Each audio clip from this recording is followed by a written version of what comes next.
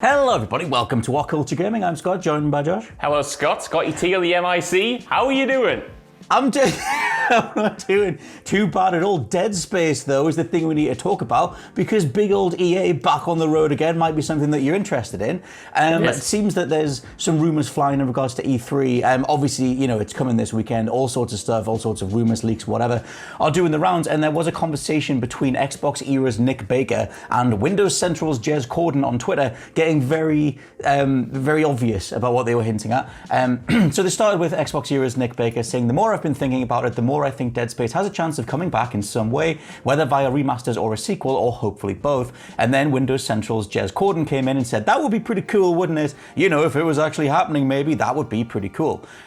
So this does line up with an old EA conference call from the end of 2019 where they were planning out what they were going to be doing across 2020 and 2021. And they said that they do have more exciting remasters of fan favorites to come in the future. Now, obviously, 2020 itself got right in the way of that, but we still did get Command & Conquer remastered in June of 2020, and then we got the Mass Effect Legendary Edition now. Yeah. So it seems like the most obvious thing to do would do the Dead Space. Do Space. Please, EA, do the Dead Space, but do it well. Don't do like Dead Space 3 style. Give us the entire trilogy remastered like you have with the Mass Effect Legendary Edition. If this happens, Scott Tilford, I would be overwhelmingly excited because the first two Dead Space, for my money, the second one in particular, are just like some of the best games of the last gen. I love them, and I think EA with this Mass Effect Legendary Edition have kind of, I think you mentioned it, you know, they've almost drawn the balance between what we expect from a remaster and what we expect from a remake. Like, it's somewhere in the middle. It's obviously not a total overhaul, but when I'm playing it on the PlayStation 5 at 60 frames per second or whatever, it doesn't feel next gen, but it feels impressive, and I'm getting taken aback by some of the lighting, some of the reflections. It's just really well done, and my dream, the thing I go to bed and I lay my head on my pillow and I think about every single night, is having this same do-over done for the original Dead Space trilogy. To me, it seems like a no-brainer, and it's clear that EA are now in the game of remasters after being away from it for so long, and if they didn't do this, it's like another open goal. But we are, of course, talking about a company that excels in missing open goals, so I wouldn't rule out them not doing it, but this has given me some hope.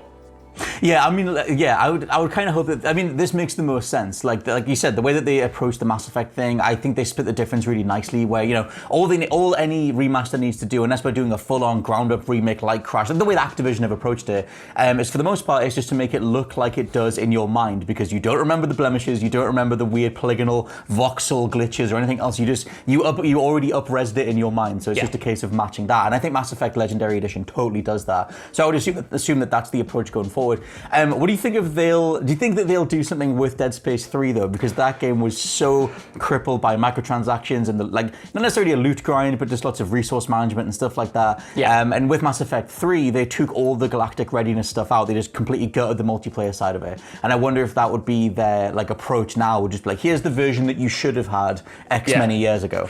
I think there'd be too much work involved to completely retrofit that game, because a lot of the problems are baked in, and I don't think EA is going to go to all of the trouble to spend all of the money to completely redesign systems, because you'd have to overhaul pretty much the entire weapon system, because the entire thing with that title was that you can customize your own weapon basically, so you only really had to use that one throughout the whole game, but then it also encouraged you to, you know, spend real money to get the materials to do so, or to skip the grind or whatever. I don't think they'll have the microtransactions still in. I think they'll make that grind a little bit easier, and I think they will address that problem, but I don't think there'll be any substantial complete overhauls. And, you know, in a way, I don't think it necessarily has to, you know, because Dead Space 3 is by far the worst of the trilogy, but I don't necessarily think it's a bad game. I do think you can have a lot of fun with it still. I think as a kind of more action-orientated title, there's still some fun to be had. It's not the Dead Space 3 I personally wanted, and I feel like every single time we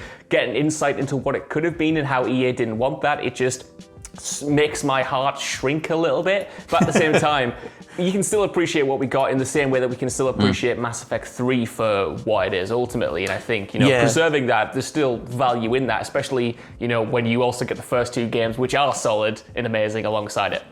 Mm-hmm. No, but I think enough time heals all wounds. I think that it's obviously, is the core of the game playable enough? Is it enjoyable? Are there mechanics there that were proficient in a different genre? It didn't feel right. Dead Space 3 didn't feel right at the time. Yeah. It felt like it was part of this whole push to sort of just chase the zeitgeist of cover shooters and co-op shooters and stuff like that. But I think enough time's passed, you get the whole trilogy, and maybe the ramp up in action, but from 1 to 3 makes more sense if they're all together as opposed to over a few years, with all the conversations that we're doing the rounds in between those installments.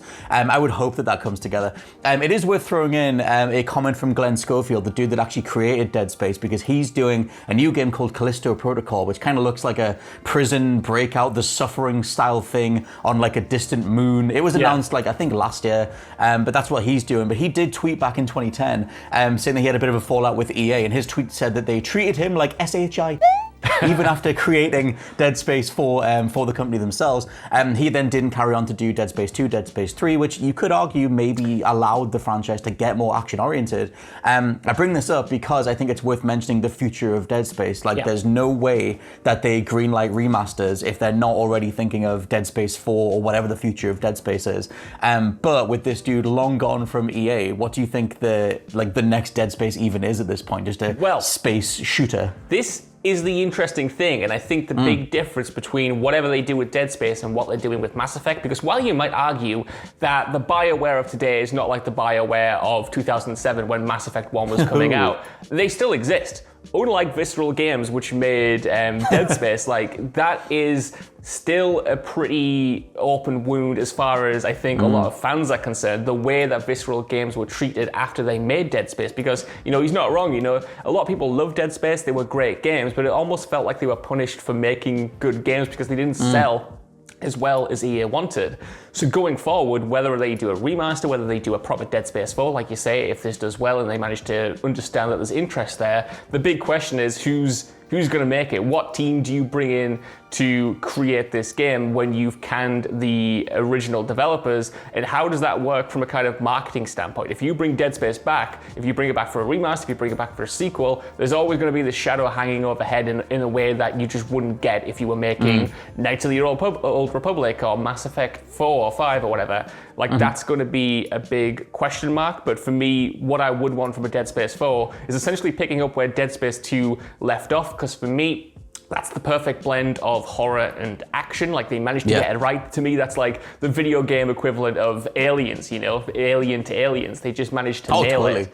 So I would want it single player. I'd want it to be this big budget spectacle, but retain the atmosphere, retain the creativity and the horror that made the second one of my favorite gaming experiences. That's the thing everyone always talks about, especially Dead Space 1 and 2, is it is gaming's Alien to Aliens. Dead Space 1 is more slow corridor crawling horror. Dead Space 2 is how many of these necromorphs can you handle at once kind of thing. And it's a great trajectory. It's a good bundle. That's a good package deal to throw out as a 4K remaster type thing and get a whole bunch of new people into the franchise. I don't trust EA right now. I think that they're sort of going back and forward on their whole, indulging in microtransactions. They put it in their press releases now, hey, by the way, we're not doing microtransactions for this. There'll not be a loot system.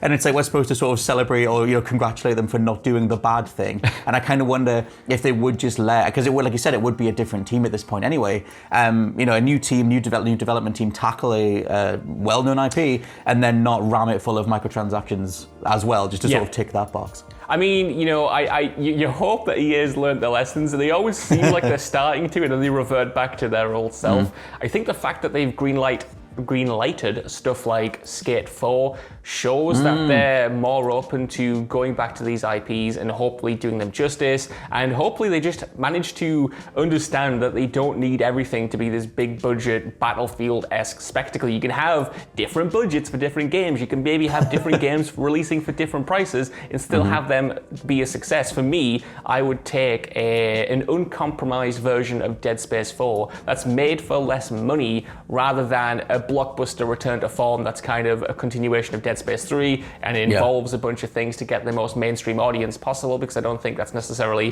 what people want to begin with. Like, if you need to, lower the budget, lower the sales expectations, you know? There's still money to be made for that. This is a valuable IP.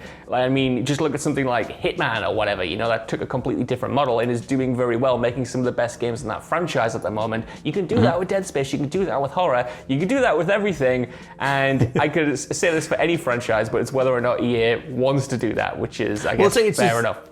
It's like, hey guys, like, remember how to make games. Like, playing the Mass Effect trilogy. Obviously, we're talking publishers and developers, but playing back through the Mass Effect trilogy, it's like, it feels like a miracle that thing ever got made. Like, today it would feel like this, I don't know, it would never get greenlit because there'd be this insane budget to make sure all the graphics of each level were insane. The first Mass Effect, the level of detail in that game's environments isn't that deep, but it feels like that would get in the way if they made it today. But at the same time, that the whole franchise shines because of the characters, the writing, everything else. There are different ways to make an impact. I would kind of hope that revisiting these IPs, you know, on the executive level has reminded them of why they took off in the first place and kind of encourages them to put money into doing it right next time if they're gonna revive these things going forward. I guess we'll wait and see. Like I said, the thing that they're hinting at is very much the remaster of the trilogy, maybe potentially a remake of the trilogy, and where we go from there, we'll just have to wait and see. But one thing I was gonna quickly just throw in is that EA have been doing right by various small teams. Like, their EA Originals program is actually doing really, really well. Like, you know, they had Unravel's brilliant. Joseph Fares in himself is brilliant, but It Takes Two and A Way Out are both, like, you know, both awesome. And I absolutely love Knockout City. So it's like they're getting there. Like, they are kind of just allocating the funds in the right places, at least for now. Maybe, hopefully, you know, like I said, they always show signs of this progress and then revert back to, you know, wanting the next big thing. So hopefully this is something they stick with, and hopefully it's not just a fad. If we all keep our fingers crossed, all of them, then maybe it'll all be all right. But let us know what you think down in the comments below. What do you think of a Dead Space trilogy, and what do you want from the Dead Space trilogy remaster, and what do you want from a new Dead Space? For now, though, I've been Scott from WhatCulture.com. I think Josh from WhatCulture.com. And we'll catch you next time. Bye. Bye-bye.